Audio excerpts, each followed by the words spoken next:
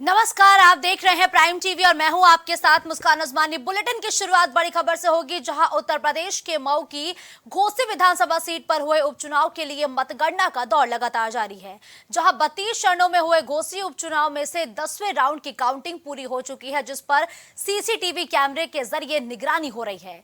जहां घोसी सीट पर समाजवादी पार्टी के सुधाकर सिंह को अब तक की अगर हम बात करें तो 38,637 वोट मिले हैं, जबकि भारतीय जनता पार्टी के प्रत्याशी दारा सिंह चौहान को 26,493 वोट मिले हैं। इस तरह सुधाकर सिंह की अगर हम बात करें तो 12,139 वोटों से सुधाकर सिंह बढ़त कायम किए हुए हैं। और देखिए, ये 10वें राउंड की जो मतगणना है वो पूरी हो चुकी है और 10वें राउंड की मतगणना पूरी होने के बाद जो अभी रुझान सामने आ रहे हैं उसमें फिलहाल समाजवादी पार्टी के प्रत्याशी यानी कि सुधाकर सिंह लगातार बढ़त बनाए हुए हैं और ये बढ़त भी 12,000 वोटों से ज्यादा की बढ़त है। ऐसे में अब ये देखना दिलचस्प होगा कि क्या ये जो गैप है ये भर पाता है, क्या भारतीय जनता पार्टी के प्रत्याशी यानी कि दारा सिंह चौहान इस बड़ी बढ़त को कम कर पाएंगे क्या, क्योंकि फिलहाल तो अभी महज 10वें राउंड की काउंटिंग पूरी हुई है।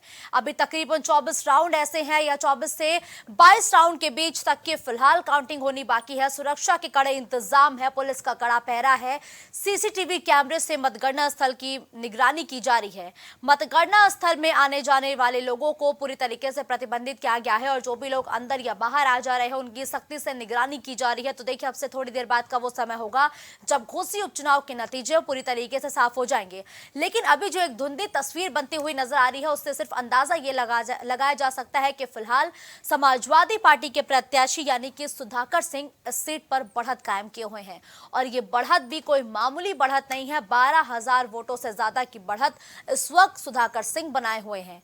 10वें राउंड की काउंटिंग पूरी हो चुकी है, 11वें राउंड की काउंटिंग लगातार जारी और अब से कुछ ही देर बाद 11वें राउंड की जो काउंटिंग है वो भी पूरी हो जाएगी, उसके भी रुझान सामने आने लगेंगे। लेकिन उससे पहले ये जो सीधी टक्कर है भारतीय जनता पार्टी के बीच और समाजवादी पार्टी के बीच देखने को मिल रही है, या यूं कहे कि साफ तौर पर ये जो टक्कर है ये एनडीए बनाम आईएनडीआईए के बीच देखने को मिल रही है, क्योंकि आईएनडीआईए ने एक साथ मिलकर इस सीट पर सुधाकर सिंह को अपना प्रत्याशी बनाया था। तो ये एक मुकाबला लिटमस टेस्ट की तरह देखा जा रहा है। कौन जीतेगा घोषीकरण, किसके सिर सजेगा जीत का ताज, अब ये देखना दिलचस्प होगा, क्योंकि जब उपचुनाव के लिए प्रचार प्रसार का दौर जारी था तो दोनों ही पार्टियों के दिग्गज नेता हुंकार भरते हुए नजर आए थे। भारतीय जनता पार्टी के तमाम शीर्ष नेताओं ने यहां कमान संभाली तो खुद सूबे के मुखिया सीएम योगी आदित्यनाथ दारा सिंह चौहान के पक्ष में जनता को संबोधित करने के लिए घोसी पहुंचे थे। तो अगर हम बात करें समाजवादी पार्टी की तो शिवपाल सिंह यादव खुद यहां पर डटे हुए थे। उन्होंने मतदान से पहले आईजी से मुलाकात की थी और साथ ही साथ अखिलेश यादव ने भी इस सीट पर जनता को संबोधित किया था। तो ज्यादा जानकारी के लिए गौरव इस वक्त हमारे साथ फोन लाइन पर जुड़ चुके हैं। देखिए गौरव, 10वें राउंड की जो मतगणना है वो पूरी हो चुकी है और जो रुझान सामने आए हैं उसमें अभी भी सुधाकर सिंह बढ़त कायम किए हुए हैं। तकरीबन 12,000 से ज्यादा वोटों की बढ़त सुधाकर सिंह कायम किए हैं। क्या ये जो गैप है, ये जो लगातार फासला बढ़ता हुआ नजर आ रहा है, क्या ये कम हो सकता है क्या? 10 राउंड की बात कही, निश्चित रूप से 10 राउंड पे उस समय फासला 12,000 के वोट का था, पर इस समय अगर हम बात करें तो 12 राउंड की काउंटिंग हो चुकी है। कुल 34 राउंड होते हैं और 12 राउंड की काउंटिंग के बाद यहाँ पर जो सुधाकर सिंह की बढ़त जो 10वें राउंड तक केवल 12,000 थी वो लगभग 18,215 की बढ़त हो चुकी है। अगर कुल वोटों की बात करें तो लगभग उनको 48,202 वोट मिल चुके हैं। वही दारा सिंह चौहान की बात करें तो 29,943 वोट उनको मिले हैं और निश्चित रूप से वो सुधाकर सिंह से समाजवादी पार्टी प्रत्याशी से 18,215 वोट से पीछे चल रहे हैं। तो कहीं ना कहीं यहाँ पर अगर बात करें, क्योंकि जिस तरह से हमने देखा था समाजवादी पार्टी के बड़े बड़े नेता, खासतौर से रामगोपाल यादव की बात करें, शिवपाल सिंह यादव की बात करें, अखिलेश यादव की बात करें या तमाम बड़े बड़े नामों की बात करें, वहां पर पूरे तरह से लंगर जमाए हुए थे, बैठे हुए थे। उनकी कवायद यहाँ पर यही थी कि किसी भी तरह से यहाँ पर घोषित उपचुनाव निकाला जाए, क्योंकि ये महज उपचुनाव नहीं था बल्कि जो साथ जो ये चुनाव था घोषी का, वो इंडिया और वर्सेस एनडीए के गठबंधन के बीच का चुनाव है। क्योंकि यहाँ पर तमाम चीजें स्पष्ट होती हैं, क्योंकि अगर हम बात करें उत्तर प्रदेश की तो उत्तर प्रदेश में कोई भी सियासी हलचल होती है, चाहे छोटा चुनाव हो चाहे बड़ा चुनाव हो, उसकी जो गूंज है वो केंद्र की सत्ता तक जाती है। कहीं ना कहीं आगामी 24 चुनाव को देखते हुए ये चुनाव बड़ा महत्वपूर्ण माना जा रहा है, क्योंकि यहाँ पर दारा सिंह चौहान की प्रतिष्ठा तो दांव पर लगी है, सर यहाँ पर एनडीए की प्रतिष्ठा भी दांव पर लगी, क्योंकि यहाँ पर 22 में अगर चुनाव की बात करें तो यहाँ पर दारा सिंह चौहान जीत कर आए थे समाजवादी पार्टी से, उसका उन्होंने इस्तीफा दे दिया था और यहाँ पर पर ये चुनाव यहाँ पर हो रहा है। और अगर हम बात करें तो लगभग 6.5 साल में ये चौथी बार चुनाव यहाँ पर हो रहा है। तो यहाँ पर निश्चित रूप से बीजेपी की यहाँ पर कठिन परीक्षा है। और जिस तरह से यहाँ पर वोटिंग चल रही है, वोटिंग के जो रुझान आ रहे हैं 12वें राउंड तक, वो कहीं ना कहीं स्पष्ट कर रहे हैं कि यहाँ पर सुधाकर सिंह को जनता ने जनाधार दिया है। हालांकि अभी पूरी वोटिंग नहीं हुई गौरव, है। अगर हम दारा सिंह चौहान की बात करें तो उनके पक्ष में भारतीय जनता पार्टी के दिग्गज नेता चुनावी जनसभा को संबोधित करने पहुंचे थे। खुद सूबे के मुखिया सीएम योगी आदित्यनाथ इस सीट की कमान संभालते हुए नजर आए थे। लेकिन जो रुझान सामने आ रहे हैं उससे यही साफ तौर पर नजर आता है कि यहाँ पर भारतीय जनता पार्टी के दिग्गज नेताओं का जो मैजिक है वो नहीं चला है। देखिए मुझे अभी 12 राउंड की काउंटिंग हुई है और देखा है तो लगभग 12 राउंड कोई बड़े राउंड नहीं होते हैं। अभी 34 राउंड की काउंटिंग होती है टोटल, और यहाँ पे 12 राउंड हुए। लगभग अभी दोगुनी से ज्यादा काउंटिंग अभी बाकी है। और हो सकता है कि जो जहाँ काउंटिंग हो रही है वहाँ पर उनको यहाँ पर जगह नहीं मिला है। हो सकता है आने वाले समय में जो काउंटिंग होगी वहाँ पर दारा सिंह चौहान को वोट ज्यादा मिले और वो आगे हो सकता है या वहाँ पर चुनौती दे पाए सुधाकर सिंह को। तो कहीं ना कहीं पर यहाँ पर जो निर्णायक फिलहाल स्थिति जो है 18,215 वोट की चल रही है, वो कहीं ना कहीं यहाँ पर बड़ी महत्वपूर्ण है। खासतौर पर सुधाकर सिंह के लिए यहाँ पर बड़ी महत्वपूर्ण इसलिए भी है क्योंकि उन पर जनता का भरोसा करती। क्योंकि हमने इस पहले भी देखा, प्राइम टीवी टीम घोसी चुनाव में गई थी, वहां पर कवरेज भी किया था। वहां पर जो हमने देखा था कि प्रतिक्रिया आई थी और मिलीजुली प्रतिक्रिया आई थी। तो बहुत सारे लोगों ने ये भी कहा था कि सुधाकर सिंह को हम अपना जनाधार देना चाहते हैं क्योंकि वो यहाँ। बिल्कुल ठीक है, धन्यवाद गौरव इस खबर पर हमारे साथ जुड़ने के लिए। तो देखिए, घोसी उपचुनाव का नतीजा आ जाना है और हर एक पार्टी के दिग्गज नेता सीट की कमान संभालते हुए नजर आए थे। दारा सिंह चौहान के पक्ष में खुद सूबे के मुखिया सीएम योगी आदित्यनाथ एक विशाल जनसभा को संबोधित करते हुए नजर आए, तो वहीं दूसरी तरफ समाजवादी पार्टी के राष्ट्रीय अध्यक्ष अखिलेश यादव भी जनसभा के जरिए शक्ति प्रदर्शन करते हुए नजर आए थे। लेकिन अगर हम मतगणना की बात करें तो देखिए 10वें राउंड की जो मतगणना है वो पूरी हो चुकी है। सुधाकर सिंह के अगर हम इस वक्त मौजूदा स्थिति की बात करें तो उनके पक्ष में 38,637 वोट पड़े थे। दारा सिंह चौहान 26,493 वोट फिलहाल उनको दिए गए हैं। और अगर हम इन दोनों ही प्रत्याशियों के बीच बढ़त की बात करें तो सुधाकर सिंह ने इस सीट पर बढ़त कायम की है। तकरीबन 12,139 वोटों की बढ़त सुधाकर सिंह ने कायम की है। दारा सिंह चौहान अभी भी सुधाकर सिंह से पीछे चल रहे हैं। 10वें राउंड की काउंटिंग फिलहाल खत्म हो चुकी है। 11वें राउंड की जो काउंटिंग है वो लगातार जारी है। ऐसे में अब ये देखना बेहद दिलचस्प होगा कि आखिर जनता का जनाधार किसे मिला है। घोसी के जीत का ताज किसके सर पर सजेगा। मतगणना स्थल पर पुलिस की कड़ी निगरानी है, कड़ा पहरा है। सीसीटीवी कैमरे से निगरानी की जा रही है क्योंकि ये जो चुनाव था ये साख का चुनाव है। यह हर एक पार्टियों के साख का चुनाव है। 2024 के लोकसभा चुनाव से पहले ये शक्ति प्रदर्शन का चुनाव है क्योंकि यहां पर जो प्रत्याशी थे वो एनडीए वर्सेस आईएनडीआईए के थे। तो मऊ से कमलेश फोन लाइन पर इस वक्त हमारे साथ जुड़ चुके हैं। कमलेश, देखिए कड़ी निगरानी के बीच मतगणना स्थल पर मतगणना का दौर जारी है। क्या कुछ तस्वीरें आप देख पा रहे हैं, इंतजाम कैसे किए गए हैं और 10वें राउंड के नतीजे क्या निकल के सामने आए हैं, रुझान किसके पक्ष में है? कमलेश जी, आपको हम बता दें सुबह से ही मतगणना 8 बजे जब से ही शुरू हुई है। तब से ही सपा के सुधाकर सिंह जो हमेशा 1000, 2000, 1500 से लीड करते चले गए हैं। और देखा जाए तो 11वां राउंड में 15,732 वोटों से लीड कर चुके हैं। यानी कि 15,432 वोटों से ये जो सुधाकर सिंह है ये आगे चल रहा है। देखिए ये जो फासला है ये लगातार बढ़ता जा रहा है, लेकिन अभी भी भारतीय जनता पार्टी को उम्मीद है कि जैसे जैसे मतगणना और अगले राउंड की होती जाएगी हो सकता है ये फासला कम हो जाए। क्या ये वाकई संभव है क्या कमलेश? जी मैडम, हम बता दें कि जहां बीजेपी की गढ़ थी वहां से भी सपा के जो वोट है हमेशा लीड पे लीड चले गए हैं। अब तो वहां समाजवादी पार्टी के क्षेत्र जो है अब वहां तो नामुमकिन है कि जो बीजेपी वहां लीड कर सकती है, क्योंकि हमेशा सपा लीड दे रही है और करती जा रही है। इसी तो देखा जाए तो नामुमकिन है कि बीजेपी यहाँ से घोसी से जो है अगली बार जनता बताया देख नहीं, इस बार अगली बार 2022 में भी चुनाव हुआ था तो समाजवादी पार्टी को ही जिताए थे। इसीलिए वहाँ की जनता जो है बार बार समाजवादी पार्टी को ही पसंद करती है। देखिए कमलेश, ये साख का चुनाव है। चाहे दारा सिंह चौहान की बात करें अगर हम या सुधाकर सिंह की बात करें तो ये सीधे तौर पर कहा जा रहा है कि एक साख का चुनाव बन चुका है। ऐसे में ये जो अभी तो धुंधली तस्वीरें बन रही है सुधाकर सिंह के आगे चलने की, लेकिन जो नतीजे हैं वो कब तक क्लियर हो जाएंगे? मैडम, ये नतीजे करीब शाम 4 बजे तक नतीजे क्लियर हो जाएंगे। बिल्कुल, धन्यवाद कमलेश हमारे साथ इस खबर पर जुड़ने के लिए।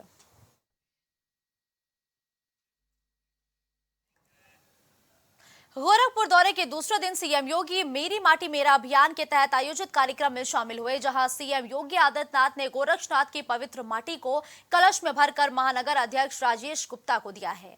वहीं सीएम योगी ने कहा कि कार्यक्रम में आना मेरे लिए सौभाग्य की बात है।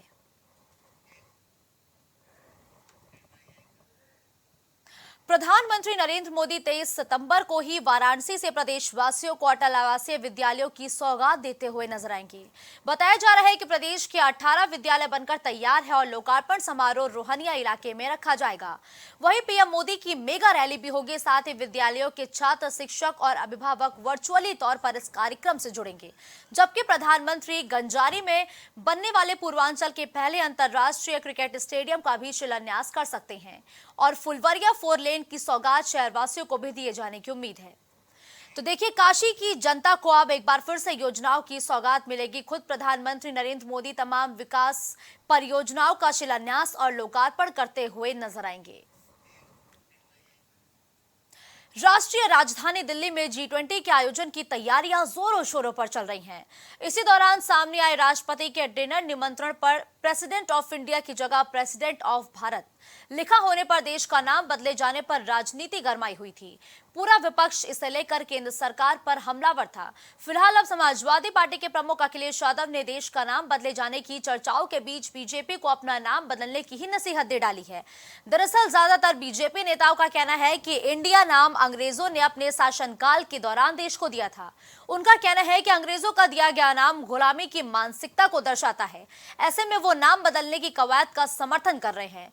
इसी बीच अखिलेश यादव ने एक्स पर पोस्ट करते हुए लिखा कि सबसे पहले भारतीय जनता पार्टी को भी अपना एक विशेष सत्र बुलाना चाहिए और अपने नाम में से अंग्रेजी का शब्द पार्टी हटाकर स्वदेशी परंपरा का शब्द दल लगाकर अपना नाम भाजपा से भाजत कर देना चाहिए। वाराणसी के ज्ञानवापी परिसर में वजूस्थल को छोड़कर संपूर्ण परिसर का सर्वे पिछले 33 दिनों से लगातार जारी है। सर्वे में कई ऐतिहासिक साक्ष्य पाने के बाद एएसआई अब सर्वे को लंबा चलाएगी। वाराणसी जिला जज की अदालत में आज ज्ञानवापी सर्वे की समय की अवधि बढ़ाने पर सुनवाई होगी। एएसआई ने अब तक सर्वे की रिपोर्ट कोर्ट के पटल पर प्रस्तुत कर दी है। एक्सटेंशन एप्लीकेशन के जरिए सर्वे में 56 दिन का अतिरिक्त समय और मांगा गया है। कोर्ट एएसआई को समय बढ़ाने के साथ ही नई गाइडलाइन भी जारी कर सकती है। अब खबर प्रयागराज से है, जहां हंडिया तहसील अंतर्गत आने वाले अहिरी गांव निवासी विजय बहादुर यादव ने बताया कि बिजली विभाग की लापरवाही की वजह से एक बड़ा हादसा हुआ है, जिसमें हेमंत कनौजिया की मौत हो गई है। जिसके बाद भी बिजली विभाग इस पर जरा भी ध्यान नहीं दे रहा है। जहां पर बिजली विभाग का मानक है कि अगर किसी उपभोक्ता के घर से खंबे की दूरी 40 मीटर से ज्यादा है तो उसे बिजली कनेक्शन नहीं दिया जाएगा, लेकिन वही बिजली विभाग ने ट्रांसफार्मर से लगभग 93 मीटर की दूरी पर दूसरा खंबा लगा रखा है, जिसकी वजह से जो बिजली के तारों की ऊंचाई 5 मीटर से ज्यादा होनी चाहिए वो 3 मीटर के बीच है, जिसकी वजह से और भी बड़े हादसे हो सकते हैं। लेकिन बिजली विभाग के कर्मचारी इस पर जरा भी ध्यान नहीं दे रहे, जिसकी वजह से कभी भी बड़ा हादसा हो सकता है। हम प्रयागराज जनपद के हंडिया थाना क्षेत्र के अहिरी गांव में खड़े हैं। मैं आपको बता दूं कि बिजली विभाग जिस प्रकार से पूरे उत्तर प्रदेश बिजली को लेकर के चर्चा बनी हुई है, वहीं पर देखा जाए तो हंडिया तहसील के अहिरी गांव में कुछ दिन पूर्व 24/7/2023 को एक हादसा हुआ था, जिसमें अहिरी निवासी हेमंत कुमार कनौजिया की मौत हो गई थी। और यह हादसा कहीं और नहीं, जिस जगह पर खड़ा हूँ यह वही जगह है। जैसा कि मैं आपको बता दूं कि जो बिजली विभाग की उदासीनता है, उनकी लापरवाही है। हमारे ऊपर यह तार दिख रहा है, अगर इसको हम कायदे से अगर पकड़े तो हाथ में तार आ सकता है। और ये 11,000 की लाइन है। कहीं न कहीं बिजली विभाग की इतनी बड़ी उदासीनता है कि इसकी जो लंबाई है ये इसका 6 से 6.5 मीटर होना चाहिए, लेकिन ये 3 से 3.5 मीटर पर तार स्थित है, जो कि बहुत बड़ी लापरवाही सामने आ रही है। इसके पहले हेमंत कुमार कनौजिया की मौत हुई थी। इस बात को लेकर बिजली विभाग में हाहाकार मचा हुआ था, लेकिन सिर्फ खानापूर्ति किया गया। कहीं न कहीं ये बिजली विभाग की इतनी बड़ी उदासीनता है कि किसी और बड़ी अनहोनी का इंतजार कर रहा है। और यहीं पर परिवार रहता है, पूरे परिवार के लोग रहते हैं, यहाँ पर जानवर रहते हैं, छप्पर लगा कर लोग रहते हैं, लेकिन बिजली विभाग इस पर ध्यान नहीं दे रहा है। कहीं न कहीं उनको बड़ा हादसा होने का इंतजार है। लेकिन सबसे बड़ी बात है कि बिजली विभाग जिस प्रकार से लापरवाही कर रहा है, इससे आने वाले समय में इस परिवार के ऊपर और इस गांव वाले के ऊपर बहुत बड़ा कहर बन के टूट सकता है। लेकिन देखा जाए अभी तक बिजली विभाग के अधिकारी या कर्मचारी इस पर ध्यान नहीं दे रहे हैं, जो कि खंभे की दूरी 40 से 45 मीटर होनी चाहिए, लेकिन ट्रांसफार्मर से जो दूसरा पोल है उसका दूरी, मैं अपने कैमरामैन से कहूँगा दिखाएं कि इसकी जो दूरी है 90 से 93 मीटर की दूरी पर है। ये कहीं न कहीं बहुत बड़ी लापरवाही है। बिजली विभाग कनेक्शन के नाम पर लाख 1.5 लाख रुपया तो वसूल लेती है, लेकिन उपभोक्ताओं को उसका कोई सुविधा नहीं देती है, जिससे कि उनको सहूलियत मिल सके।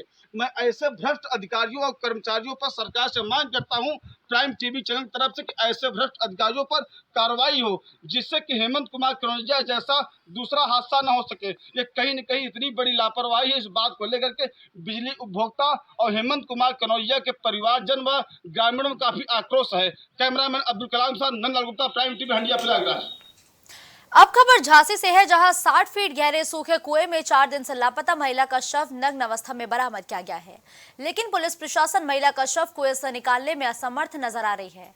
बताया जा रहा है कि कुएं के अंदर लाश के आसपास अजगर और कोबरा जैसे कई जहरीले सांप भी घूम रहे हैं और वन विभाग की टीम ने 6 घंटे की कड़ी मशक्कत के बाद शव को बाहर निकाला। देर रात तक पुलिस शव को कुएं से नहीं निकाल पाई थी, जिसके बाद वन विभाग की टीम वापस लौट गई थी और कड़ी मशक्कत के बाद ये शव बाहर निकाला गया है। मैनपुरी जिले में कृष्ण जन्माष्टमी पर सपा के राष्ट्रीय महासचिव शिवपाल सिंह यादव पहुंचे और उन्होंने शोभा यात्रा की झांकियों को हरी झंडी दिखाकर रवाना किया, जिसके बाद उन्होंने अपने पार्टी के कार्यकर्ताओं से मुलाकात की, साथ ही 2024 के चुनाव के लिए उन्हें प्रेरित किया है। वहीं ओम प्रकाश राजभर के दिए गए बयान पर शिवपाल सिंह यादव ने जमकर निशाना साधा। हम कृष्ण जन्माष्टमी पर मैनपुरी आए हैं, तो इस शोभा यात्रा में शामिल हुए, तो फिर सोचा है कि आप लोगों से भी बातचीत कर लें। बहुत दिन से बातचीत आप लोगों से नहीं हुई थी, तो आप लोगों से भी बातचीत कर लें। तो आना तो हुआ था कृष्ण जन्माष्टमी पर शोभा यात्रा। खबर अलीगढ़ से है, जहां राहुल गांधी के द्वारा निकाली गई भारत जोड़ो यात्रा की पहली वर्षगांठ बड़ी धूमधाम के साथ मनाई गई है। इस दौरान दर्जनों कांग्रेसी कार्यकर्ताओं के द्वारा हाथों में कांग्रेस के झंडे लिए अलीगढ़ शहर में भारत जोड़ो यात्रा की पहली वर्षगांठ को मनाया गया, जहां कांग्रेस नेताओं का कहना है कि कांग्रेस के द्वारा देश को जोड़ने का काम किया था, लेकिन मौजूदा भाजपा सरकार देश को तोड़ने का काम कर रही है। आज किस तरह भारत जोड़ो यात्रा निकाली जा रही है? ये भारत जोड़ो यात्रा माननीय राहुल गांधी जी ने जो भारत जोड़ो यात्रा पिछले 7 सितंबर को शुरुआत करके 4000 किलोमीटर जो पैदल यात्रा की थी, आज उसको 1 वर्ष पूरा हो गया। हम लोग भारत जोड़ो से यात्रा से उत्साहित होकर हम उसके वर्षगांठ के रूप में मना रहे हैं और राहुल जी के संदेशों को जन जन तक पहुंचाने का हमारा प्रयास है और आगे आने वाले 2024 में हम इंडिया संगठन की सरकार बनाने जा रहे हैं। इसी बात को लेकर हम भारत जोड़ो यात्रा का 1 वर्ष पूरा होने का वर्षगांठ मना रहे हैं। दरअसल आज भारत जोड़ो यात्रा को संपूर्ण 1 साल हो गया है। आज ही के दिन राहुल जी ने ये मुहिम जो भारत जोड़ो यात्रा थी, ये मूवमेंट चलाया था, जिसके उपलक्ष्य में, जिसके हर्ष में आज पूरा देश हर कोने कोने में भारत जोड़ो यात्रा का रिवाइज एडिशन कर रहा है। हम सब लोग जो भारत जोड़ने की मुहिम राहुल जी ने चलाई है, एक एक कांग्रेस का कार्यकर्ता, देश का वासी भारत को जोड़ने के लिए निकल चुका है। आपने देखा सैकड़ों की तादाद में जिस तरह से कांग्रेस के तमाम कार्यकर्ता सड़क पे मौजूद हैं। ये राहुल जी के एक बढ़ते कदम है, ये देश को जोड़ते हुए कदम है। आप लिख लीजिएगा, भारत जुड़ेगा, इंडिया जुड़ेगा, इसे कोई रोक नहीं। यूपी पर्यटन का क्षेत्र लगातार तेजी से विकास कर रहा है। काशी में शुरू हुई क्रूज सेवा आज मर्यादा पुरुषोत्तम प्रभु श्री राम की नगरी अयोध्या को प्रणाम करेगी। साथ ही यहां मौजूद पर्यटन और संस्कृति मंत्री जयवीर सिंह क्रूज को हरी झंडी दिखाकर आगे के लिए रवाना भी करेंगे और जल्द ही ये सेवा भगवान श्री कृष्ण की जन्मस्थली मथुरा और तीर्थराज प्रयागराज तक भी पहुंच सकती है। अब खबर कानपुर देहात से है, जहां सरवनखेड़ा में करीब 5 साल पहले नल जल योजना के तहत पानी की टंकी बनी थी और 2 सालों में ही बिछाई गई पाइपलाइन जगह जगह से फूट गई है, जिससे पानी का रिसाव होता रहता है और पानी की सप्लाई बंद होने पर फूटी हुई पाइप लाइन से नालियों का गंदा पानी घरों में घुस जाता है, जिससे गांव में बीमारी ने पैर पसार लिया है। वहीं ग्रामीणों की माने तो अब तक 3 बच्चों की इससे मौत भी हो चुकी है। समस्या ये है कि जो है पानी जो है गंदा आ रहा है, पीने में लोग बीमार पड़े। मेरे मोहल्ले में कोई भी घर ऐसा नहीं है, एक आध बच्चे भी खत्म हो गए। मेरा भी नातिब जो है पड़ा अस्पताल में, घर भर कोई नहीं आया। दिक्कत समझ में आ रही मुझे। इस बुलेटिन में फिलहाल के लिए बस इतना ही। देश दुनिया की तमाम बड़ी खबरों के लिए आप देखते रहिए प्राइम टीवी।